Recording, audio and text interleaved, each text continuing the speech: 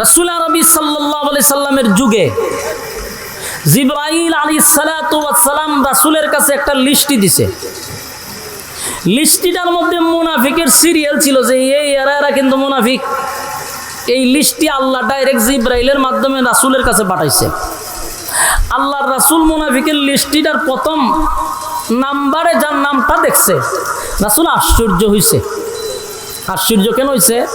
যার নামটা 1 নম্বরে, এই লোকটা রাসূলের পিছনে নামাজ পড়ে। কিতাব বুঝছো নাইরলবাসী? কার পিছনে নামাজ পড়ে? কথা কই না কিতার লাগি? রাসূলের পিছনে নামাজ পড়ে ব্যক্তিটা মুনাফিকের লিস্টির প্রথম নম্বরে তার নাম। বলুন তো দেখি, লোকটার লেবাস কোন দিক দিয়ে কমতি ছিল? রাসূলের মাথায় ফাগরি, বেচারার মাথা তো ফাগরি। রাসূলের মুখে দাড়ি, বেচারার মুখেও দাড়ি। রাসূলের শরীরে জুব্বা, বেচারার শরীরেও জুব্বা। রাসূলের পকেটে মিসওয়াক, বেচারার পকেটেও মিসওয়াক। মা গোমা পুরা তো দরবেশ। কিন্তু লিস্টির প্রথম নম্বরে ব্যক্তির নাম। এখান থেকেও বোঝা গেল রাসূলের যুগে যদি রাসূলের পিছনে নামাজ পড়া মুনাফিক হয়, এখনকার যুগে আমরার সাথে চললেও মুনাফিক হওয়ার সম্ভাবনা আছে। এজন্য মুনাফিক থেকে সাবধান। জাহান্নামের সবচেয়ে নিকৃষ্ট জায়গায় মুনাফিকের স্থান হবে। ইহুদি খ্রিস্টানদের ব্যাপারে বলা হয় না, বলা হয়েছে মুনাফিকের সবচেয়ে নিকৃষ্ট জায়গায় তাদের স্থান হবে, কারণ ক্ষতিটা এরা বেশি করছে। আর মুনাফিককে তো চিনা যায় না। এরা চলবে আপনার সাথে, বসবে আপনার সাথে, উঠবে আপনার সাথে, খাইবে আপনার সাথে, সুযোগ পাইলেই আপনাকে সাইজ করবে। সুযোগটা পাইলেই আপনার পিছন দিয়া তারা কোরাল মারবে। এই জন্য ইসলামের যুগ থেকে মুনাফিকরা ক্ষতিটা বেশি করছে। বহুবার রাসূল মুনাফিকরে ধরছে সরাসরি। যুদ্ধের ময়দানে গিয়েও মুনাফিকরা ধরা খাইছে। হুদায়বিয়ার সন্ধিতে গিয়েও মুনাফিকরা ধরা খাইছে। তো সম্মানিত শুধু এই মুনাফিকদের ব্যাপারে আল্লাহ আয়াত নাজিল করে জানাইছে, আপনি একবার না 70 বারও যদি দোয়া করেন আমি দোয়া কবুল করব না। তো আব্দুল্লাহ ইবনে উবাই ইবনে সুলুল ছিল মুনাফিকের সর্দার, মানে লিডার। এই লোকটা ইসলামের অনেক ক্ষতি করছে। এটা সাহাবায়ে কেরামও কিছু বুঝতে পারছে যে লোকটা বেশি সুবিধার না। রাসূলও জানতো হে যে মুনাফিক, কিন্তু কারো কাছে এটা বলে নাই। সাহাবায়ে কেরামরাও বুঝতে পারছে যে হে ইসলামের দুশ্মন, কিন্তু ডাইরেক্ট মুনাফিকরে ধরা যায় না। মুনাফিকরে ধরা ছোঁয়ার বাইরে থাকে। এই লোকটা একদিন মারা যাওয়ার পরে তার সন্তানের নাম হলো আব্দুল্লাহ। রাসূলের একেবারে ঘনিষ্ঠ একজন সাহাবী, রাসূলের কলিজার টুকরা সাহাবী আব্দুল্লাহ, মানে মুনাফিকের সন্তান। রাসূলের কাছে আইসা দুঃখ প্রকাশ করলো, হুজুর আজকের দিনটা আমার মনটা বড় খারাপ। রাসূল দেখে তার চোখ দিয়া পানি পড়তেছে। তো জিজ্ঞাসা করলো, তুমি কান্দো কেন? হুজুর আমার আব্বা মারা গেছে, আমার আব্বা মারা গেছে, এই জন্য আমি কান্দি। রাসূল কইতে, আমি কি করতাম? আব্দুল্লাহ, হুজুর আমি জানি যে আমার বাপ বেশি সুবিধার ছিল না। আমার বাপ যে শয়তানের খারাজিল কি আসেনি, এটা আপনিও জানেন আমিও জানি। কিন্তু আমার তো বাপ, এই জন্য আমার কষ্ট লাগে। খারাপ ছিল, ইসলামের ক্ষতি করছে, কিন্তু বাপ তো আমার কষ্ট লাগে। আল্লাহ রাসূল বলেন, আমার কাছে কেন আছে এটা কও। হুজুর আমার বাপ ইসলামের অনেক ক্ষতি করছে, আপনার ব্যাপারেও গভীর ষড়যন্ত্র করছে। আমি জানি আমার বাপ জাহান্নামে যাবে, কিন্তু আমার দিলটাও বলে, আমার মনটা বলে, আপনি নবী যদি আমার বাপের জানাজাটা ফিরে দেন, তাহলে আপনি নবীর জানাজার বরকতে আব্বারে আল্লাহ মাফ করে দিতে পারে। কথা কি বুঝতেছেন? আর হলো মুনাফিকের ছেলের বক্তব্য যে আপনি নবী যদি জানাজা পড়ায় দেন, তাহলে আমার দিলটাই সাক্ষী দেয় আমার আব্বার আল্লাহ মাফ করে দিতে পারে। রাসূলের দেখেন দয়া মায়া কতটুক। এজন্য আল্লাহ বলেন, ওমা আরসালনাকা ইল্লা রাহমাতাল লিল আলামিন।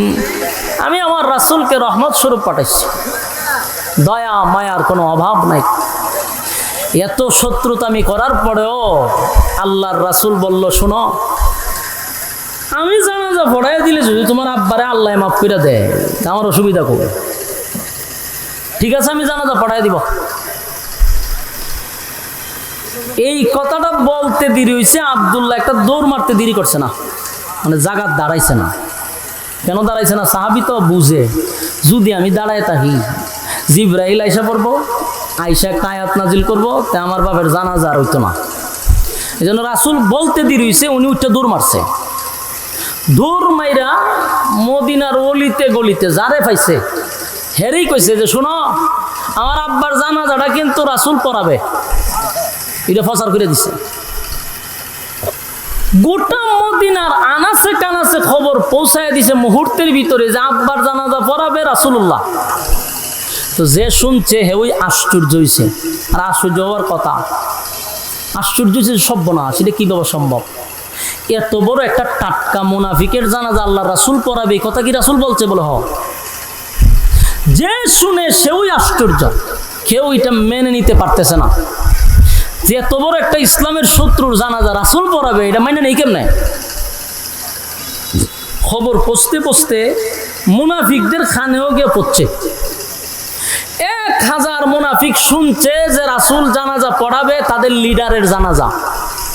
মুনাফিকরা করে সারা জীবন আমরা আব্দুল্লাহর পুত্র মুহাম্মদের বিরোধিতা করলাম, সারা জীবন ইসলামের ক্ষতি করলাম, সেই ইসলামের নবী জানাজা পড়াবে আমাদের নেতা, চল জানাজা দেখে আসি। বলুন তো দেখি, জানাজা পড়তে যায় না দেখতে যায়? দেখতে যায়। অন্যদিকে এই খবর গিয়ে পড়ছে হযরত উমরের খানে। খলিফাতুল মুসলিমিন উমর, নরম না গরম? গরম, সাংঘাতিক গরম। উমর শোনার পরে আর বরদাস্ত করতে পারতেছে না, খুব রাগ হইছে। হযরত উমরের সিদ্ধান্ত হলো কখনোই হতে পারে না, টাটকা মুনাফিক, জীবনটা ভর ইসলামের ক্ষতি করছে, জীবনটা ভর আমার রাসূলুল্লাহর বিরুদ্ধে ষড়যন্ত্র করছে, এমন ব্যক্তির জানাজা রাসূল পড়াবে, হতেই পারে না। হযরত উমর জানাজার মাঠে দৌড়ে চলে গেছেন, গিয়া দেখে চতুর্দিক দিয়া মানুষের আনাগোনা শুরু হয়েছে। হযরত উমর ছিলেন সমস্ত সাহাবীদের মধ্যে ব্যতিক্রম, যে সবাই আসছে একরকম সুরত নিয়ে, আর হযরত উমরের চেহারাটা লাল হয়ে গেছে রাগে, বরদাস্ত করতে পারতেছে না। সব সময় খেয়াল রাখবেন, ইসলামের ক্ষতি হয় আমরা নিজ চোখে দেখতেছি, আমরা বুঝতেছি, এরপর আমাদের মধ্যে দেখবেন অসংখ্য আলেমরা এটা সহ্য করতেছে। আবার কিছু আলেমরা দেখবেন এর প্রতিবাদ করতে গিয়া জেল পর্যন্ত খাটতেছে। সব আলেমরা কি এক? সাহাবীরা তো নিঃসন্দেহে তার আল্লাহর কাছে কবুলিয়ত, কিন্তু এদের মধ্যে একজন উমর ছিলেন ব্যতিক্রম। এই জন্য উমরের মেজাজ মতে আল্লাহ কোরআনের আয়াত নাজিল করতেন। উমর আর অন্যান্য সাহাবীর মতো না। আমাদের উলামায়ে কেরামদের মধ্যে সব আলেমরা একরকম না, মেজাজ একরকম না। আমাদের সামনে গুনাহ হচ্ছে, আমাদের সামনে ইসলাম বিরোধী কাজ চলতেছে, এরপরে আমরা এগুলো সহ্য করতেছি, দেখার পরে আমরা কিছু বলতেছি না, বললে যদি আবার সাইড দেওয়ালের ভিতরে যেমন লাগে। আবার কিছু আলেমরা তাদের এমন হুঙ্কারে প্রতিবাদ করতে গিয়া বছরের পর বছর দোষ ছাড়া নির্দোষ 3 বছর 4 বছর কারাবন্দী হয়ে থাকতে হয়। শেষে যখন সাইড দেওয়াল থেকে বাহির হয়, যেই সমস্ত হলুদ মিডিয়ারা বলছিল যে এই সমস্ত অপরাধে তাদেরকে জেলের ভিতরে বন্দী করা হয়েছে, এই হলুদ মিডিয়ারা আবার এখন বলে যে কোনো অপরাধই ছিল না, এগুলা ষড়যন্ত্র ছিল। তো সবার বক্তব্য একরকম হয় না। হযরত উমরের বক্তব্যটা ছিল সবার মধ্যে একটু আলাদা। হযরত উমর গিয়া দেখে সবাই তো আসছে জানাজা পড়বার লিগে, আর উমর গেছে রাসূলকে কিভাবে জানাজার থেকে বিরত করা যায়।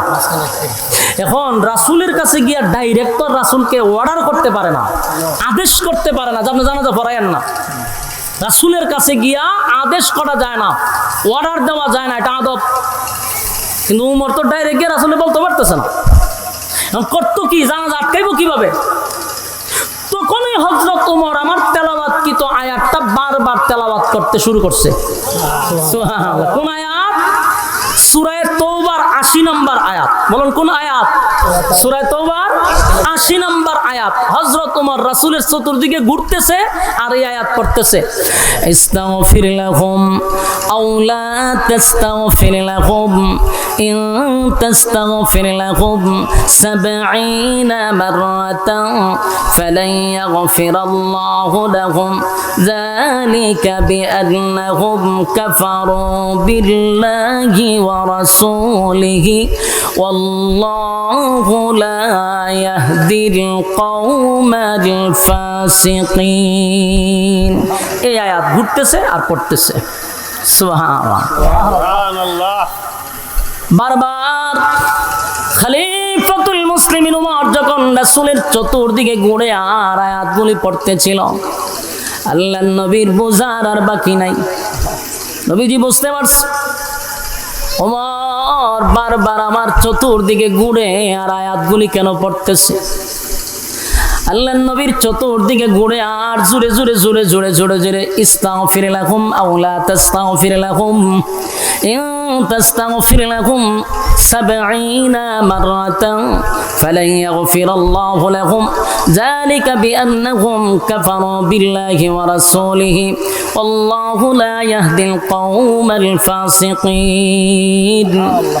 আয়াত কারিমা হযরত ওমর রাসূলের চতুর্দিকে ঘুরে আর এই আয়াতগুলি যখন পড়তেছিল, আল্লাহর নবী বুঝতে পেরে বলেন, ওমর রে, এই আয়াত তুমি আমার কান পর্যন্ত বারবার বারবার কেন পড়তেছ? এই আয়াতের মধ্যে আল্লাহ স্পষ্ট বলে দিল, আমি নবী যদি মুনাফিকের জন্য একবার নয় গো ৭০ বার যদি আমি মুনাফিকের জন্য দোয়া করি, আমার আল্লাহ আমারে ঘোষণা দিল ৭০ বার দোয়া করলেও মালিক আমার দোয়া মুনাফিকের জন্য কবুল করবে না। বুঝতে পারছি কেন বারবার বারবার এই আয়াত তুমি আমার কান পর্যন্ত পৌঁছায়া দিচ্ছ। আমার বোঝার বাকি নাই। ওমর রে, তুমি কি বোঝাইতে চাও? হযরত ওমর বলেন, নবী গো, ডাইরেক্ট তো আপনাকে কিছু বলতে পারি না, আপনি আল্লাহর পয়গম্বর, কিন্তু আমার ভিতরের জ্বালা যন্ত্রণা আর সহ্য করতে পারি না, আমি বরদাস্ত করতে পারি না। যেই লোকটা জীবনটা বর আপনি নবীর বিরোধিতা করলো, জীবনটা বর ইসলামের ক্ষতি করলো, যেই লোকটা আপনাকে মারার জন্য গভীরভাবে ষড়যন্ত্র করলো, কেমনে গো আপনি নবী তার জানাজা পড়ার জন্য মাঠে আসছেন? আমি ওমর বরদাস্ত করতে পারি না গো নবী, আপনাকে অর্ডার দিতে পারলাম না, এই জন্য আমি কোরআনের আয়াত আপনার কান পর্যন্ত বারবার পৌঁছায়া দিচ্ছি। এখন নবীজি আপনি এই মুনাফিকের জানাজা পড়ায়েন না গো নবী। আল্লাহর নবী বলেন, ওমর, এই আয়াতের মধ্যে রব্বে কারীম কোথাও, এই আয়াতের কোথাও তো আল্লাহ একবারও বলে নাই যে আমি জানাজার নামাজ পড়াইতে পারবো না। এই আয়াতের মধ্যে কি আছে কোথাও যে জানাজার নামাজ আপনি পড়ায়েন না? এই আয়াতে আল্লাহ বলছেন ৭০ বার দোয়া করলেও আমার মালিক দোয়াটা কবুল করবে না, কিন্তু আমার মালিক একবারের জন্য বলে নাই যে আমি নামাজ পড়াবো না। এ ওমর, আমার আল্লাহ এত দয়া মায়া কেন দিল বল? আমি নবীর ভিতরে এত মায়া, আমার মালিক বলছে ৭০ বার দোয়া করলেও দোয়াটা কবুল করবে না, কিন্তু আমি নবীর ভিতরে এত মায়া, এত দয়া আল্লাহ কেন দিল? আমার মনটা চায় রে, আমার মনটা চায়, আমার মালিক ৭০ বার বলছে, আমার মনটা চায় আমি ১০০ বার গুনাহগারের জন্য দোয়া করি। আমার মালিক যদি ১০০ বার দোয়া করার বরকতে আমার গুনাহগার উম্মতকে মাফ করে দেয়, আমি রাসূল খুশি। জুড়ে কোন সুবহান। এ যুবক ভাই, এ নবীর কত মায়া দেখছনি?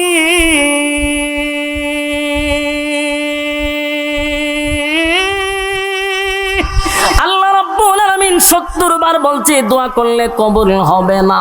পয়গম্বর বলে, আমার মনটা চায় 70 বার নয় গো, আমার মালিক যদি 100 বার দোয়া করলে কবুল করে, আমি রাসূল আমার উম্মতের জন্য 100 বার দোয়া করতে রাজি। হযরত ওমর চিন্তা করলো কোনো লাভ হবে না, কারণ আয়াতের কোথাও তো নামাজের নিষেধের কথা বলে নাই, নবীর সিদ্ধান্তটাই চূড়ান্ত হবে। কিন্তু ওমরের মনের মধ্যে বড় কষ্ট, ওমর বরদাস্ত করতে পারে না, সহ্য করতে পারতেছে না, কারণ ওমর তো জানে টাটকা মুনাফিক, হায়রে আমার না নবীর বিরুদ্ধে কত না ষড়যন্ত্র করলো। এই লোকটা না ইসলামের 12টা বাজাইলো, এখন কেমনে গো আমার নবী তার জানাজা পড়াবে, কোনোভাবেই বরদাস্ত করতে পারে না। যুবক ভাই, এই জন্য উমরের বিষয়টা ব্যতিক্রম। ওমর ছিলেন আলাদা ব্যতিক্রম। যদি নবীর পরে কোন নবী আসতো তাহলে আল্লাহর নবী বলেন ওমর রে আল্লাহ নবী বানায়া দিত, জোরে কোন সুবহানাল্লাহ। মেজাজ ছিল মারাত্মক। ইসলামের ব্যাপারে যদি কেউ কটূক্তি করে হযরত ওমর এটা বরদাস্ত করতে পারতো না। যুবক ভাই, হযরত ওমর বরদাস্ত করতে পারলো না। নবীর সিদ্ধান্ত হলো জানাজা পড়াবে, কিন্তু হযরত ওমর নবীর আয়াত শোনাইলো বটে, কিন্তু নবী বলল ওমরে আয়াতের কোথাও তো নামাজের কথা নিষেধ নাই। হযরত ওমর দাঁড়ায় আছে, মনটা বেশি ভালো না, আসমানের দিকে বারবার তাকায়, বারবার আসমানের দিকে তাকাইয়া হযরত ওমর বলতেছিল আল্লাহ দুয়ার কথা নিষেধ করলেন, জানাজার কথাটা নিষেধ করে দেন। আল্লাহ জিবরাইল পাঠাইয়া আয়াত নাজিল করে এই মুনাফিকের জানাজা বন্ধ করে দেন, আমি ওমর এটা বরদাস্ত করতে পারি না। যুবক ভাই, ইসলামের জন্য কত মায়া, ইসলামের জন্য হযরত ওমরের কত মায়া। ওমর ছিল বড় মারাত্মক। ওমরের হুঙ্কার ইসলামের জন্য বড় নিয়ামত ছিল। যেই দিন হযরত ওমর কালেমাটা গ্রহণ করলো, সেদিনই হযরত ওমর নবীকে বললেন নবী গো আমার একটা বক্তব্যের জন্য দেন, আমি 1 মিনিট একটা বক্তব্য দিব। আল্লাহর নবী বলেন কি বক্তব্য দিবা? বলে দেন আমার অনুমতি। নবী তারে অনুমতি দিল। হযরত ওমর দাঁড়াইয়া মক্কার মধ্যে দাঁড়াইয়া বলতে লাগলো, মক্কার লোকেরা কে আসো আমার সামনে আসো, যার স্ত্রী বিধবা করতে চাও আমি ওমরের তরবারির নিচে আসো, যার সন্তানগুলি এতিম করতে চাও আমি ওমরের তরবারির নিচে আসো। আজকের থেকে আমি ঘোষণা দিলাম লা ইলাহা ইল্লাল্লাহ মুহাম্মাদুর রাসূলুল্লাহ সাল্লাল্লাহু আলাইহি ওয়াসাল্লাম। আবু জাহিল্লা বক্তব্য শুননা ঘর থেকে বাইরেছে, কেডায় রে ওই কেডারে তোমার বক্তব্য দেয়। ঘর থেকে বাহির হইয়া যখন দেখে হযরত ওমর তরবারি হাতে লইয়া বক্তব্য দেয়, আবু জাহিল্লা আবার দৌড় মাইরা ঘরে গিয়া দরজা লাগাই দিছে। ওই সর্বনাশ সর্বনাশ, ওমরের তরবারির সামনে গেলে আমার সন্তান এতিম হবে। সেই ওমর অন্যায়টা পছন্দ করে না। হযরত ওমর আসমানের দিকে তাকায় আর বলে মালিক আপনি আয়াতটা নাজিল করে দেন, দোয়া নিষেধ করছেন, এবার নামাজটাও বন্ধ করে দেন গো। আল্লাহর নবী নামাজের জন্য প্রস্তুতি নিবে, এমন সময় নবী আব্দুল্লাহ ইবনে উবাই ইবনে সুলুল এত বড় মুনাফিকের সামনে গিয়া নবী দাঁড়াইয়া নবীজির জবান মোবারক থেকে একটু তুতু লাগাইছে। তুতুটা নিয়ে আব্দুল্লাহ ইবনে উবাই ইবনে সুলুলের মুখে লাগায়া দিছে। সুবহানাল্লাহ বাড়িতে গিয়া এত বড় মুনাফিকের মুখে নবীর তুতু লাগাইছে। সমস্ত সাহাবীরা অবাক। আল্লাহর নবী বলেন আব্দুল্লাহ রে, আমি নবীর মুখের তুতু তোর আব্বার মুখে লাগাইছি কেন জানোস?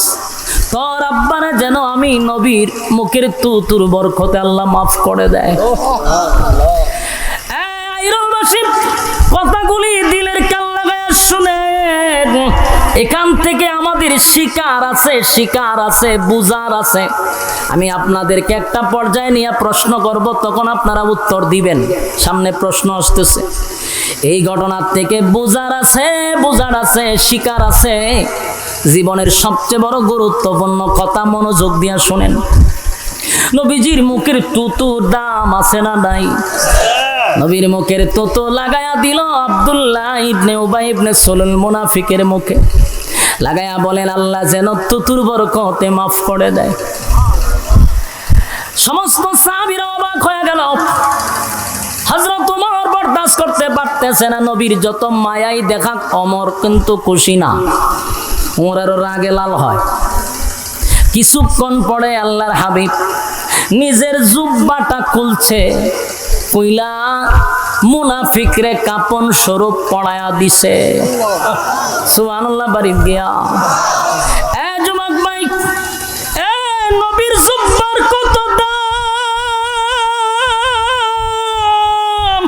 কত দাম, কত দাম, কত দাম।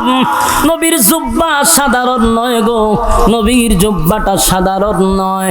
সাহাবীরা এমন দৃশ্য দেখিয়া মাটিতে পইরা গইরাইয়া গইরাইয়া গইরাইয়া কান্দে আর বলে, সাহাবী হইয়া নবীর জুব্বা পাইলাম না, নবীর জুব্বাটা পাইলাম না। একটা টাটকা মুনাফিক হইয়া কেমনে গো নবীর জুব্বাটা পাইল? বরদাস্ত করতে পারি না। সাহাবীরা গইরাইয়া কান্দে, গইরাইয়া কান্দে। হযরত ওমর আরো রাগান্বিত হয়ে গেল, কেমনে রে এত বড় মুনাফিক নবীর মতো একটা পয়গম্বরের জুব্বা একটা মুনাফিকে পাইলো, আমি কেমনে বরদাস্ত করি? সাহাবীরাও কান্দে, আমরা জুব্বা পাইলাম না, মুনাফিকে কেমনে জুব্বা পায়? সুবহানাল্লাহ। আল্লাহর নবী বলেন, আব্দুল্লাহ শুন, আমি তোর আব্বারে জুব্বা কেন দিলাম জানোস নি? তোর আব্বারে জুব্বা কেন দিলাম জানোস? আমি এমনি এমনি তোর আব্বারে জুব্বা দেই নাই। বদরের যুদ্ধে যখন সাহাবীরা শাহাদাত বরণ করছে, হায়রে তাদেরকে কাপন পরানোর মতো কোনো কাপন নাই। সাহাবীরা নিজের শরীরের জুব্বাগুলি খুলে খুলে সাহাবীদেরকে কাপন পরাইয়া দাফন করতেছে। এমন সময় আমার চাচা আব্বাস রাদিয়াল্লাহু তাআলা মোটা ছিল, মোটা ছিল, স্বাস্থ্যবান ছিল, লম্বা ছিল, যার তার জুব্বা আমার চাচার পরনে লাগে না। আব্দুল্লাহ রে, সেদিন তোর আব্বা চোখ শরমে লজ্জায় নিজের জুব্বাটা খুলে আমার চাচারে কাপন স্বরূপ পড়ায়া দিছিল।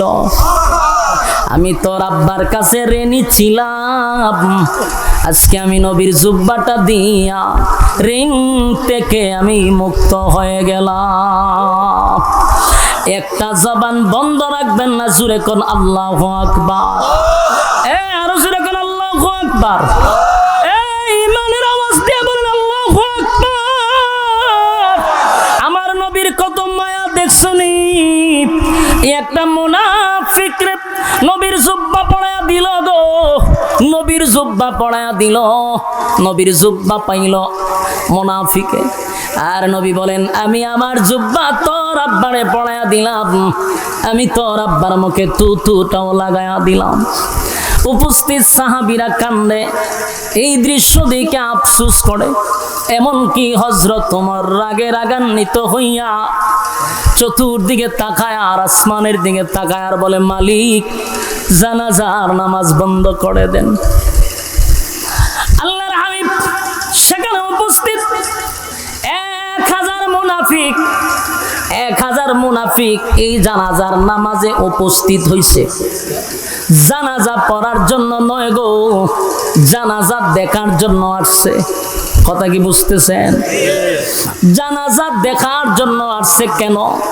যেই লোকটার বিরোধিতা জীবনটা বর আমাদের নেতায় করলো, যেই লোকটার বিরোধিতা জীবন বর আমাদের নেতায় করে গেল, সেই নেতার জানাজা আব্দুল্লাহর পুত্র পুত্র মুহাম্মদ কেমনে পড়াবে এই দৃশ্যটা দেখার জন্য আব্দুল্লাহ ইবনে উবাই ইবনে সুলুলের যতগুলা কর্মী ছিল সব জানাজার ময়দানে আসছে জানাজার নামাজটা দেখার জন্য।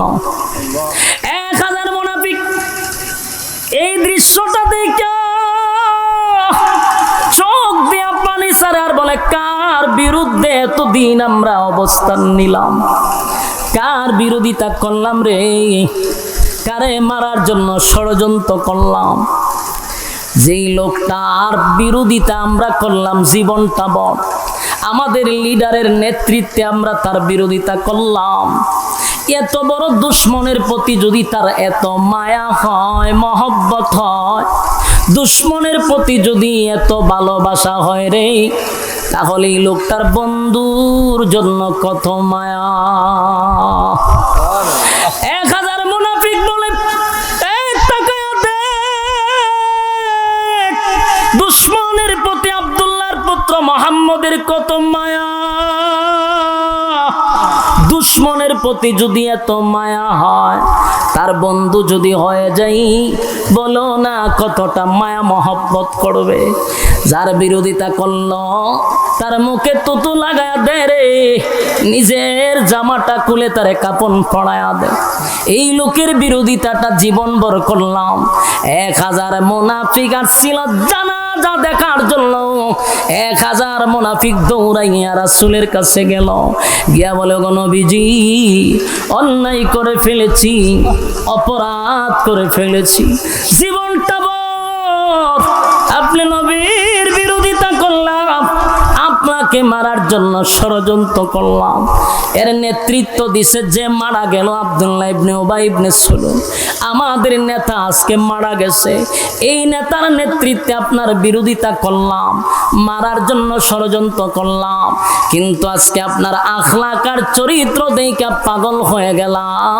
এমন ভালো মানুষ কোনোদিন মানুষের ক্ষতি করতে পারে না।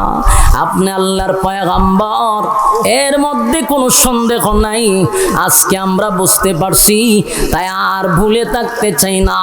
পড়ায়া দেন লা ইলাহা ইল্লাল্লাহু মুহাম্মাদুর রাসূলুল্লাহ সাল্লাল্লাহু আলাইহি ওয়াসাল্লাম। যুবক বাবা, একজন মুনাফিক মারা গেল, একজন মুনাফিক মারা গেল। বলো না কত হাজার মুনাফিক কালেমা পড়ল। আরো জুড়ে আপনারা কি বিরক্ত লাগতেছে? আওয়াজে বোঝা যায় খুব বিরক্ত আমার প্রতি। ছেড়ে দিতাম। যুবক কথাগুলি দিলের কান লাগায় শুনেন। মারা গেল একটা মুনাফিক, কিন্তু কালেমা তো পড়ল 1000 মুনাফিক। সুবহানাল্লাহ। বলুন তো কিসের কারণে? নবীজির আখলাক দেখা। সুবহানাল্লাহ। কথা কর না, নবীর কি দেখা? আজিম ছিল চরিত্র। কি ছিল? আজিম চরিত্র ছিল। ওয়াইল্লাকা লাআলা খুলুকিন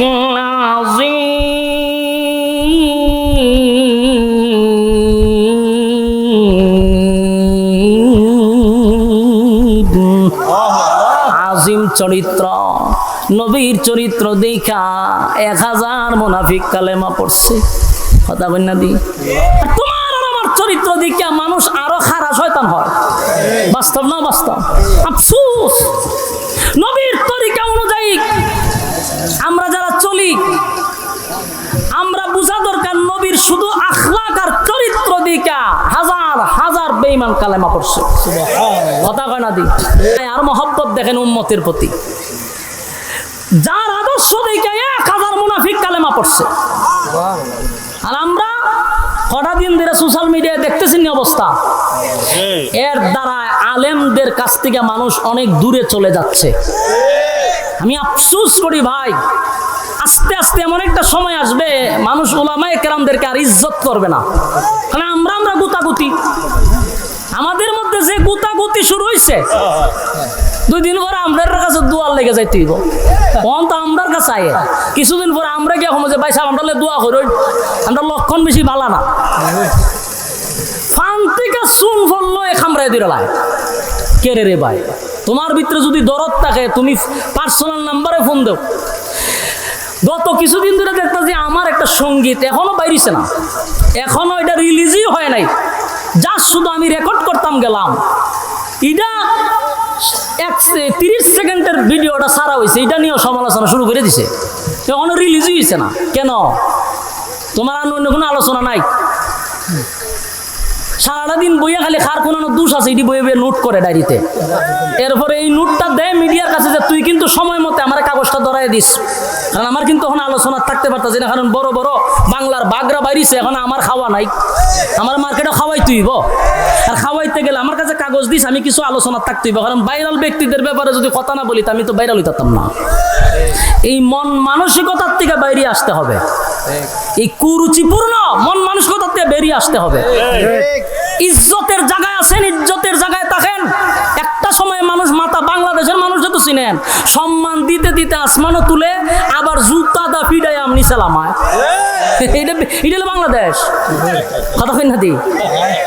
আমরা বাংলাদেশে একজন বক্তা আছে শাইখ আহমদুল্লাহর সাথে যে লাগছে এখন, তারে কিন্তু আমরাই উফরে উঠাইছি, আমরা এবার নিচে লামাইতেছি, কেড়ে কত আবেগ কেড়ে আপনারা, উড়াইবার সময় স্মরণ থাকে না, লামাইবার সময় আপনারা স্মরণ থাকে না। এগুলো হইল গিয়া বাউতাবাদী ছাড়া কিছু না।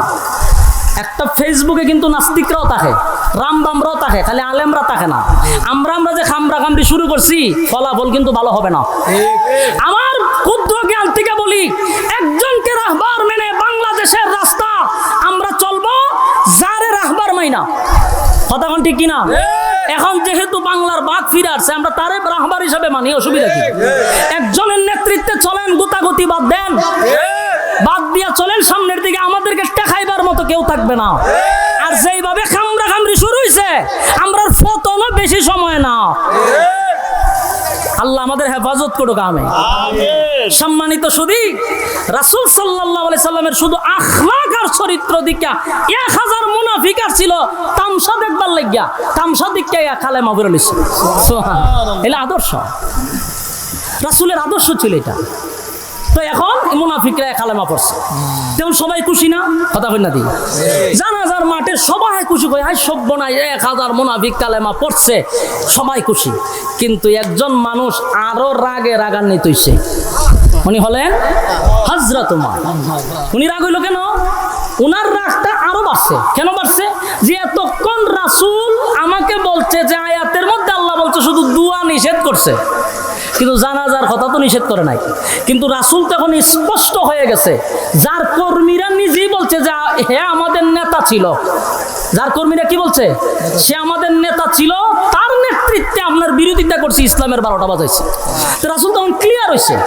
কথা হয় না দি? এখন কেন জানাজা পড়াবে? কথাটা বুঝতেছেন না? হযরত ওমরের যুক্তি আছে না নাই? এখন তো রাসূল বুঝতে পারছে যে সে টাটকা মুনাফিক, কারণ তার কর্মীরা বলছে তার নেতৃত্বে আমরা ইসলামের ক্ষতি করছি।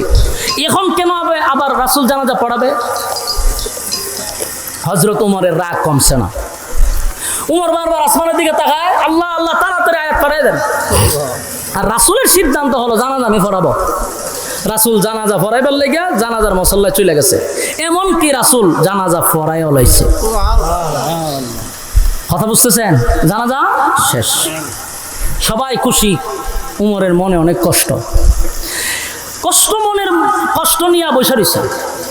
কিছুক্ষণ পরে রাসূল হযরত ওমর তাকায়া দেখে আল্লাহর রাসূল জানাজা শেষ হয়েছে, ভালো কথা, এখন লাশের পিছনে পিছনে রাসূল হাইটা কবরস্থানে যাইতেছে। এটা দেখে উমরের মেজাজ আরো গরম হয়েছে। উমরের কথা হলো জানাজা আপনি পড়াইছেন তো শেষ, তখন আবার গুরুস্থানে যান কেন? নিশ্চয়ই আপনার জন্য দোয়া করবেন। তাহলে এই আয়াত তো জ্ঞান আছে, ইস্তাগফির লাহুম আও লা তাস্তাগফির লাহুম ইন তাস্তাগফির লাহুম 70 মাররাতান ফালান ইয়াগফিরাল্লাহু লাহুম যালিকা বিআন্নাহুম কাফারু বিল্লাহি ওয়া রাসূলিহি ওয়াল্লাহু আ'লাম। এই রাসূলি এখান পর্যন্ত আল্লাহ বলছেন যে আপনি নবী যদি ইস্তাগফির লাহুম আও লা তাস্তাগফির লাহুম, আপনি নবী যদি 70 বারের দোয়া করেন, আমি মুনাফিকের জন্য দোয়া কবুল করব না। তাহলে এখন উমরের কথা হইল দোয়ার কথা না, আপনি বলছেন যে দোয়ার কথা আছে, নামাজের কথা নাই। কবরস্থানে যেহেতু আপনি যাইতেছেন, তাহলে নিশ্চয়ই আপনি দোয়া করবেন। কথা হয় না? হযরত উমর এখন আরো রাগ হইছে, রাগ হইয়া এখন তো উমর লাল হয়ে গেছে, বারবার বলতেছে আল্লাহ আপনি আয়াত নাজিল করে আগে রাসূলকে জানাই দিয়েছেন, দোয়া করলে কবুল হবে না। রাসূল তো এখন কবরস্থানে গেছে, দোয়া করবে। হযরত উমর পেরেশান। রাসূল সাল্লাল্লাহু আলাইহি সাল্লাম যখন মুনাফিকের দাফন কাফন হইল, এবার রাসূল 2 হাত উত্তোলন করবে মুনাফিকের জন্য দোয়া করার জন্য, এমনি জিবরাইল আয়া হাজির। সুবহানাল্লাহ, আর জোরে কোন জিবরাইল আয়া হাজির হয়ে। জিবরাইল বলেন আগে নবীজি দোয়াটা করেন, পরে আগে শুনেন আয়াত নাজিল হয়ে গেছে। সুবহানাল্লাহ, আপনি দোয়া করবেন না, আপনার উমরের সিদ্ধান্তটাকে আল্লাহ পছন্দ করছে। কার সিদ্ধান্ত? উমরের সিদ্ধান্ত আল্লাহ পছন্দ করছে। উমরের মেজাজ মতে আল্লাহ কোরআনের আয়াত নাজিল করছে। সুবহানাল্লাহ, এই জন্য উমরকে বলা হয় মেজাজে ওহী। সুবহান, যার মর্জি মেজাজ মতো কোরআনে প্রায় 21 জায়গা আল্লাহ আয়াত নাজিল করছে। কি বুঝলেন? জিবরাইল আলাইহিস সালাতু ওয়াস সালাম এসে বলেন নবী গো দোয়া করবেন, পড়ে শুনেন আয়াত নাজিল হয়ে গেছে। আপনার ওমরের সিদ্ধান্তটাই হলো চূড়ান্ত সিদ্ধান্ত, আপনার ওমরের সিদ্ধান্তটা আল্লাহ বড় পছন্দ করছে। আগে আমি যে আয়াত কারিমা নাজিল করে আল্লাহ জানায়া দেয় ওয়ালা তুসাল্লি আলা আহাদিম মিনহুম মাতা আবাদা ওয়ালা তাকুম আলা কবরি। এখান পর্যন্ত আল্লাহ বলেন ওয়ালা তুসাল্লি আলা আহাদিম মিনহুম মাতা আবাদা ওয়ালা তাকুম আলা কবরি। নেক্সট টাইমে, পরবর্তীতে, ভবিষ্যতে আপনি আর কোন মুনাফিকের জানাজা পড়বেন না। এই মিয়া কিছু বুঝছেন না আপনারা? কিতাব বুঝছো? আয়াত উমরের মেজাজ মতো হইছে নি? কথা কই না দি? উমর কি চাইছিল? জানাজার নামাজ আল্লাহ বন্ধ করে দেন, আপনি বন্ধ করছেন নি? আল্লাহ কই ওয়ালা তুসাল্লি আলা আহাদিম মিনহুম মাতা আবাদা ওয়ালা তাকুম আলা কবরি। আপনি নেক্সট টাইমে মানে ভবিষ্যতে আর কোন মুনাফিকের জানাজা আপনি পড়াবেন না। এরপরে এখানেই শেষ না, ওয়ালা তুসাল্লি আলা আহাদিম মিনহুম মাতা আবাদা ওয়ালা তাকুম আলা কবরি। এরপর আল্লাহ বলেন কবরের সামনে দাঁড়াইয়া মোনাজাত করবেন না। কথা কই না দি? উমরের মেজাজ মতো হইছে নি? উমর চাইছিল কি, আল্লাহ দিছে কি? উমর যা চাইছিল আল্লাহ এই অনুযায়ী আয়াত নাযিল করছে। আল্লাহ বলেন ওয়ালা তুসাল্লি আলা আহাদিম মিনহুম মাতা আবাদা ওয়ালা তাকুম আলা কবরি। নবী গো ভবিষ্যতে আপনার কোনোদিন মুনাফিকের জানাজা পড়বেন না, এমন কি মুনাফিকের কবরের সামনে দাঁড়াইয়া আপনি নবী দোয়া করবেন না। তাহলে আয়াত নাজিল করে দিল, আল্লাহ নামাজ নিষেধ করে দিল। এখন সময় যেহেতু কম, একবারের টাইম শেষ, এখন সংক্ষিপ্ত আকারে একটু বোঝানোর দরকার। আয়াত তো নাজিল হয়ে গেল, কিন্তু প্রশ্ন একটা থেকেই গেল, আয়াতটা যে নাজিল হয়েছে এটা কিন্তু মুনাফিকের জানাজা পড়ার পরে নাজিল হয়েছে। কথা হয় না দি? এই আয়াতটা যদি জানাজার আগে নাজিল হইতো তাহলে মুনাফিকের জানাজা আর পড়ানো হতো না। কথা হয় না দি? কিন্তু আয়াতটা কখন নাজিল হলো? মুনাফিকের জানাজা কমপ্লিট হয়ে গেল, আল্লাহ রাব্বুল আলামিন তখন আয়াতটাও নাজিল করলো। একটা প্রশ্ন থেকে যায়, কেন রে এই আয়াতটা আল্লাহ আগে নাজিল করলো না, আয়াতটা কেন পরে নাজিল করলো? এখানে প্রশ্ন। কথা কোন ঠিক? এই প্রশ্নের জবাব মুফাসসিরিনে কেরাম উল্লেখ করেছেন যে কেন আল্লাহ পরে নাজিল করলেন, আগে কেন নাজিল করলেন না। তার এক নাম্বার কারণ হলো আল্লাহর নবীর কথার বড় দাম, বড় দাম। সুবহানাল্লাহ। এই যুবক বাবা, যেই সময় আব্দুল্লাহ ইবনে উবাই ইবনে সুলুল মারা গেল, আব্দুল্লাহ ইবনে উবাই ইবনে সুলুলের ছেলে যখন নবীর কাছে গিয়া বলছে নবী গো আমার আব্বা মারা গেছে, আপনি নবী যদি জানাজা পড়ায়া দেন তাহলে আমার দিলটা সাক্ষী দেয় আমার আব্বারে আমার আল্লাহ মাফ করে দিবে। কথা কোন ঠিক? এই আদাসিনী রাসূল কি বলছে? আমি জানাজা পড়ায়া দিলে যদি তোমার আব্বারে আমার আল্লাহ মাফ করে দেয় তাহলে আমি জানাজা পড়ায়া দিব। কথা কন, জানাজা পড়ায়া দিব। এই যে রাসূল বলছে জানাজা পড়ায়া দিব, এবং আব্দুল্লাহ করছে কি পুরা মদিনায় এটা ভাইরাল করে দিছে যে আমার বাপের জানাজা রাসূল পড়াবে। তাহলে সবাই শুনছে, রাসূলও বলছে। এখন মানুষ আসছে জানাজা পড়ার জন্য, এই মুহূর্তে যদি আয়াত নাজিল করে আল্লাহ জানাজাটা বন্ধ করে দেয়, নবীর কথার ওজন থাকে না। কথা কি বুঝতেছেন? আমার নবীর কথার ওজন রাখার জন্য, নবীর কথার ওজন রাখার জন্য আল্লাহ আগে নাজিল করে নাই, পরে নাজিল করছে। এখন এতক্ষণের আলোচনার থেকে আমাদের শিকার কি, আমাদের বুঝার কি?